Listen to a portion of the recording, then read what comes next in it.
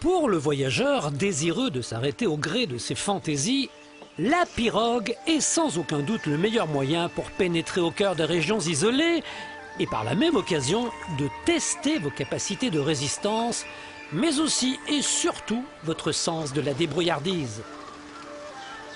Circuler aux antipodes des circuits balisés peut engendrer bon nombre de contrariétés auxquelles vous serez régulièrement confrontés. Pour vous orienter sur les innombrables canaux qui parcourent les cités lacustres, vous pourrez toujours tenter d'interpeller les habitants, mais en aucun cas, il ne faudra prendre leurs indications pour argent comptant.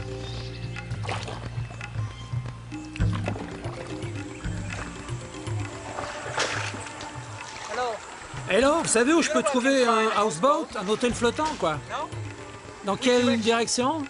Tu continues tout droit et tu le trouveras là-bas. Tout droit. Un oui de la tête pouvant parfois signifier un non, et l'inverse également, on a beau être bardé de la meilleure volonté qui soit, il y a de quoi en perdre son latin. Vous savez où je peux trouver un houseboat? Dans quelle direction? À droite? Vous êtes certain? Vous l'aurez compris, il vous faudra être patient avant d'arriver à bon port.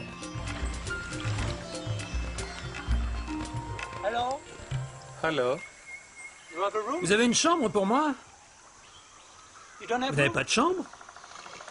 Et je peux payer, hein, j'ai de l'argent.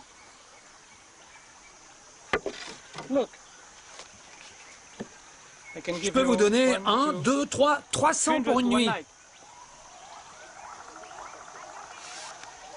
Hein? 100 seulement? Ah, ok, pourquoi pas. Je peux monter à bord? Dans les régions où le tourisme en est toujours à ses balbutiements, il y a très peu de chances pour que le prix de la chambre soit majoré. Dans la majorité des cas, vous bénéficierez du même tarif que celui appliqué aux autochtones. Question confort et intimité, il ne faudra pas être trop regardant. Je peux m'asseoir, là? Vous en aurez tout juste pour votre argent.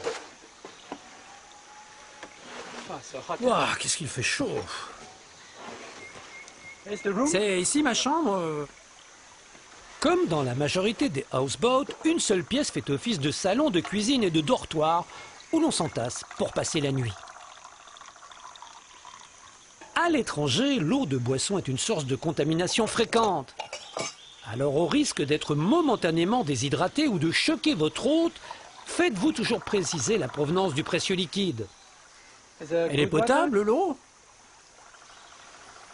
Là encore, il ne faudra pas prendre ces indications pour argent comptant. Elle est bonne, mais un petit goût. Hein.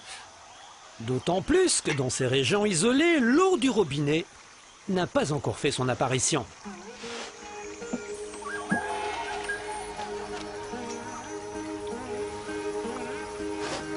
Sous ces latitudes, toutes les rivières et les fleuves sont utilisés comme toilettes publiques et constituent de ce fait une source importante de maladies. En avaler, la moindre goutte peut vous clouer au lit durant plusieurs jours, de quoi perturber sérieusement votre agenda. Dans un premier temps, de fortes contractions abdominales et de la fièvre sont généralement constatées. Et pour vous éviter la déshydratation, il faudra boire abondamment. Un véritable casse-tête et vous n'êtes pas au bout de vos peines. Un séjour en houseboat inclut généralement les repas, une occasion de goûter aux traditions culinaires locales et de tester le service à bord. En principe, le riz cuit à 100 degrés peut être ingurgité sans autre forme de procès. Par contre, vous éviterez les légumes en sauce ainsi que les viandes et poissons. Véritable bouillon de culture où mitonne toute une armada de bactéries et autres joyeusetés du genre.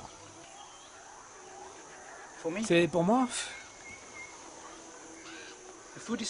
C'est bien cuit, hein? Inutile de vous préciser que cette fois encore, il ne faudra pas prendre son approbation pour argent comptant.